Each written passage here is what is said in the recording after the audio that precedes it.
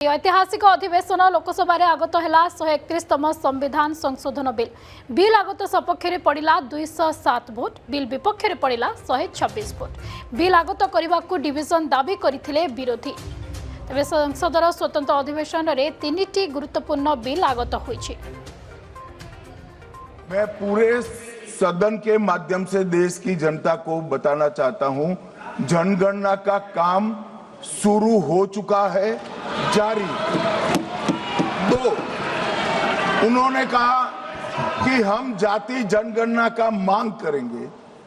मान्यवर, मैं आपके माध्यम से सदन को बताना चाहता हूं कि सरकार ने जाति की जनगणना करने का निर्णय ले चुकी है और आप बैठिए बता दो। अरे बैठिए भाई, बैठिए। और जाति के साथ ही ये जनगणना हो रही है। माननीय सदस्य धर्मेंद्र यादव जी कह रहे हैं कि कॉलम नहीं है।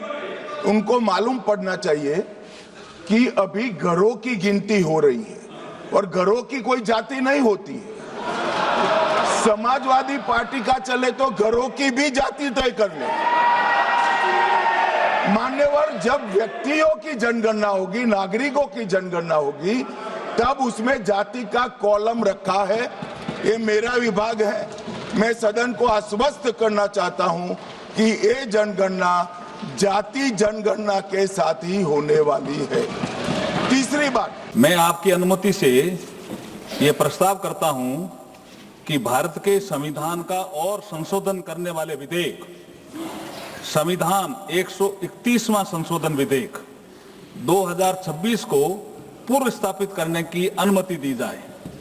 मैं आपकी अनुमति से ये प्रस्ताव करता हूं कि परिसीमन विधेयक 2026 को पूर्व स्थापित करने की अनुमति दी जाए। जहां भारत में हम जब नारी की पूजा की बात करते हैं, देवी की बात करते हैं कि यत्र देवी मनते तत्र देवता, तो अगर ऐसी परिस्थितियों में आज 33% का आरक्षण का बिल जिस तरह से पास हुआ और इसको 2029 के पहले लागू करने का निश्चय सरकार ने किया, इसी आधार पे आज ये संशोधन बिल लेकर के आई है कि अगर जो 2023 में नारी शक्ति बंधन अधिनियम लागू हुआ था, उसमें जो डिलिमिटेशंस की और जनगणना की थी 2026 की, तो निश्चित तौर से उसकी समय सीमा नहीं थी और शायद वो 2029 तक 33% लोकसभा में नहीं लागू हो सकता।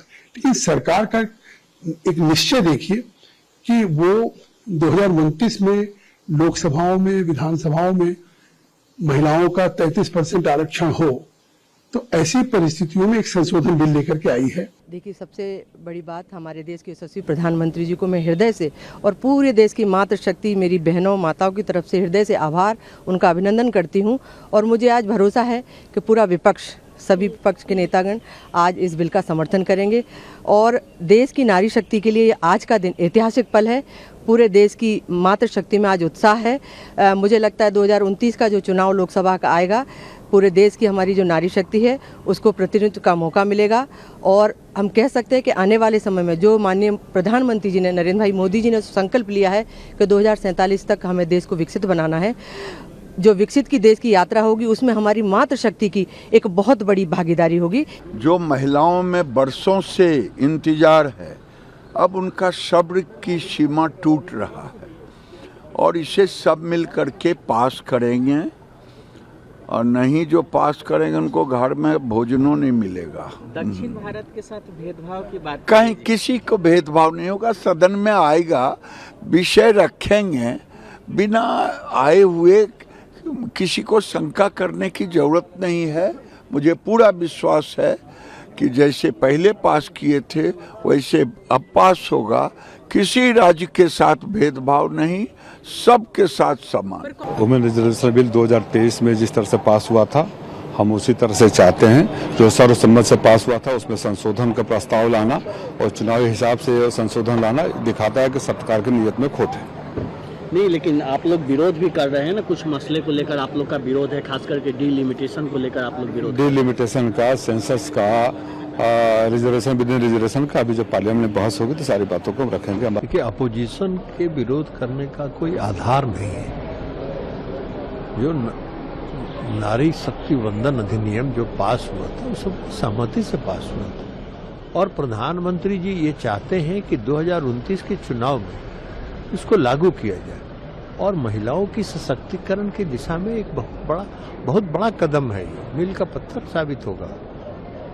इस देश में 50% आबादी है महिलाओं की और 50% आबादी को अगर न्याय देने का प्रधानमंत्री जी प्रयास कर रहे हैं तो उसका विरोध नहीं होना चाहिए, उसका समर्थन करना चाहिए। हम विपक्ष से आग्रह करेंगे कि विपक्ष सर्वसम्मति से इस बिल को पास करें। माननीय मोदी जी का जो इसको एक्सपीडाइट कर रहे हैं, हमें वेट करनी पड़ती, अब 2029 में ही आ रहा है तो हमारा इंतजार कम हुआ। मैं उसके लिए धन्यवाद करूंगी और बहुत जरूरी है पार्लियामेंट में महिलाओं की आवाज गूंजे, महिलाओं का पर्सपेक्टिव आए, महिलाएं जो सोच रखती हैं, जिस विचार रखती हैं वो पार्लियामेंट में आए, कानून बने महिलाओं के हिसाब से, डिसीजन मेकिंग का हिस्सा बने महिलाएं, ये बहुत जरूरी है।